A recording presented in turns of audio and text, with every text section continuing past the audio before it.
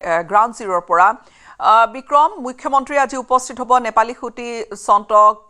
এই ঠাইসমূহত হয়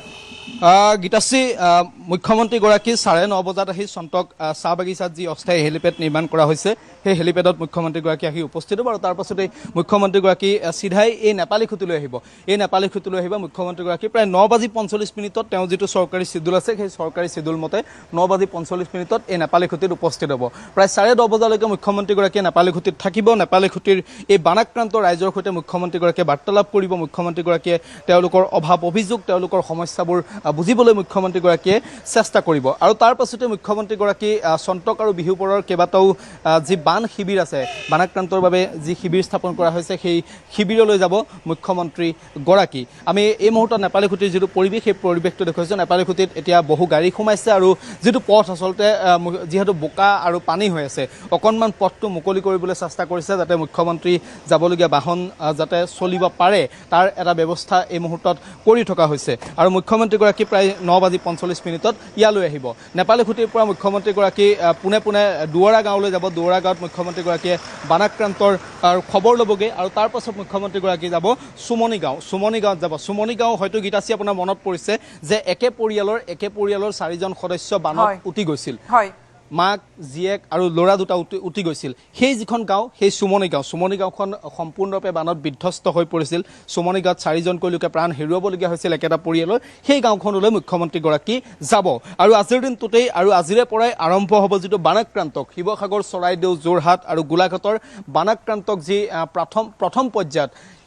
এককালীন সাহায্য হিচাপে প্ৰথম পৰ্যায়ত 15,000 টকা প্ৰদান কৰাৰ যিটো প্ৰক্ৰিয়া সেই প্ৰক্ৰিয়াটো আজিৰ পৰা আৰম্ভ হ'ব আজিৰ পৰা 5 তাৰিখৰ ভিতৰত এই বানাক্ৰান্তসকলে শিৱসাগৰ যোৰহাট চৰাইদেউ গোলাঘাটৰ বানাক্ৰান্তসকলে এই 15,000 টকাটো লাভ কৰিবলৈ সক্ষম হ'ব আমি নেপালী খুঁটিৰ ভিতৰলৈ যাম এয়া নেপালী খুঁটিৰ পৰিৱেশ নেপালী খুঁটিত এতিয়াও একাঠু পৰ্যন্ত পলস আছে আপোনাৰ ঘৰ নেকি দাদা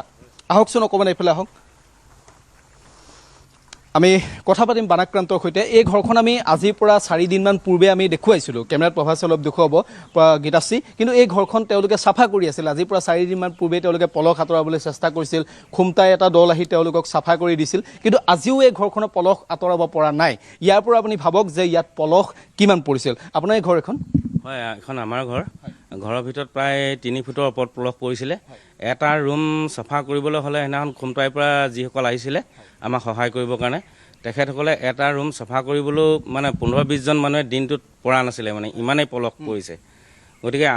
আমাৰ এতিয়া চবতকৈ সমস্যা হৈছে পলসখিনি ওলোৱাই ঘৰ চাফা কৰা এতিয়া বৰ্তমান পানী মাৰিবলৈও আমাৰ কোনো ব্যৱস্থা নাই মানে ঘৰৰ ভিতৰত পানী মাৰি চাফা কৰিম বুলি পলসবিলাক প্ৰায় শুকাই গৈছে লিকতা মাৰি গৈছে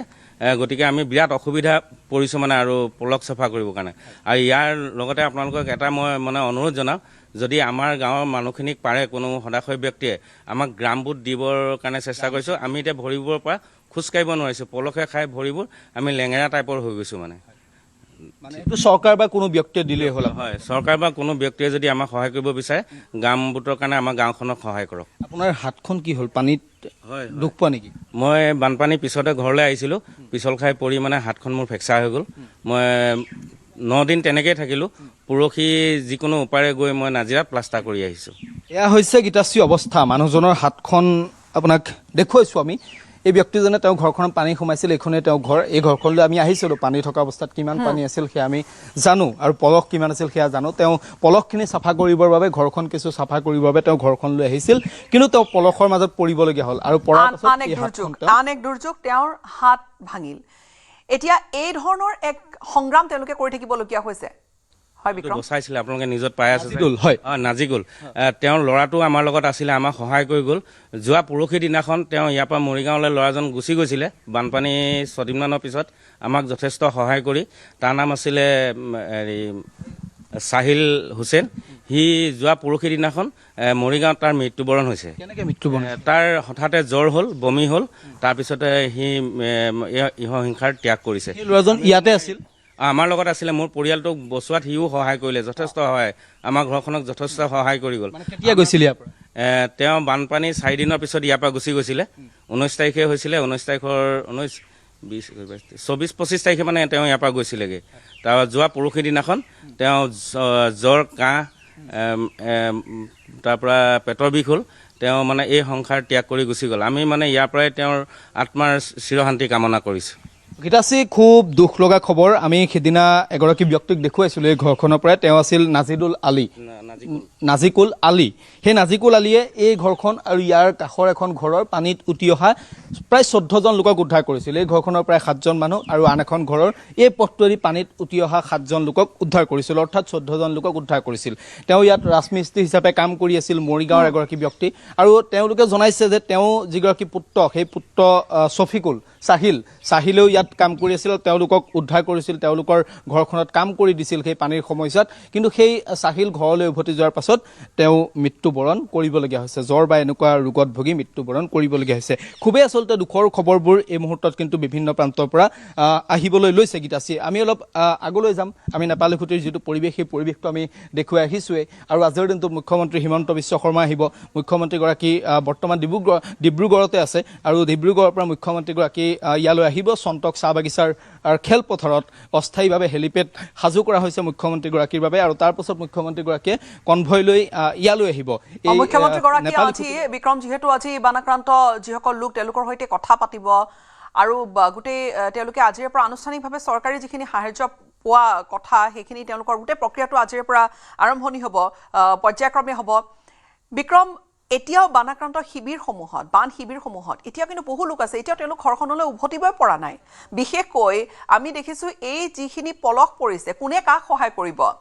ওচৰ চুবুৰীয়া সকলোৰে ঘৰত একেই অৱস্থা, কোনো কাকো হয়তো সহায় কৰিবলৈ সেইখিনি সময়ছোৱাত তেওঁলোকৰ হয়তো মানুহৰ অভাৱ। এতিয়া সেই পলস আঁতৰাই সম্পূৰ্ণৰূপে তাত শিশু বা বৃদ্ধ বা ৰোগীয়াজনক লৈ যাবলৈকেও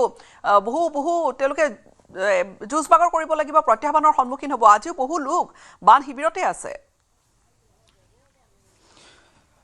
প্ৰথম কথা হৈছে গীতাশ্ৰী, মানুহবোৰৰ অৱস্থাটো খুব দুখজনক। মানুহবোৰৰ অৱস্থাটো কিন্তু এই মুহূৰ্তত খুব বেদনাদায়ক, খুব কষ্ট তেওঁলোকে কৰিবলগীয়া হৈছে। তেওঁলোকে চেষ্টা কৰিছে যে কিবাকৈ ঘৰখনলৈ তেওঁলোকে আহিব পাৰে নেকি, কাৰণ বিগত 14টা দিনে তেওঁলোকে বাহিৰতেই থাকিবলগীয়া হৈছে, ৰাস্তাত থাকিবলগীয়া হৈছে। অসমৰ বিভিন্ন প্ৰান্তৰ মানুহবোৰে তেওঁলোকৰ বাবে লৈ অহা যি সাহায্য সামগ্ৰী আছে, সেই সাহায্য সামগ্ৰী তেওঁলোকে জীয়াই থাকিবলগীয়া হৈছে। তেওঁলোকে এতিয়া পানী শুকোৱাৰ লগে লগে চেষ্টা কৰিছে যে তেওঁলোকে ঘৰখনলৈ আহিব বিচাৰিছে, কিন্তু ঘৰখনলৈ আহিবলৈ বিচাৰি তেওঁলোকৰ কি হৈছে, তেওঁলোকৰ সমস্যাটো হ'ল যে তেওঁলোকৰ ঘৰখন নাই। কাৰোবাৰ টিংকি চোলা উটি গ'ল, কাৰোবাৰ বেৰ বুলিবলৈ নাই। কেঁচা যিসমূহ ঘৰ আছিল, সেই কেঁচা ঘৰসমূহ সম্পূৰ্ণৰূপে ধ্বংস হৈ গ'ল। গতিকে মানুহবোৰ এতিয়া মানে উপায়বিহীন হৈছে, তেওঁলোক সম্পূৰ্ণৰূপে উপায়বিহীন। আৰু সহায় কৰিবলৈ মানুহ আছে। এই কাৰণে মই কৈছোঁ যে আমি আহি আছোঁ আপোনাৰ ওচৰলৈ।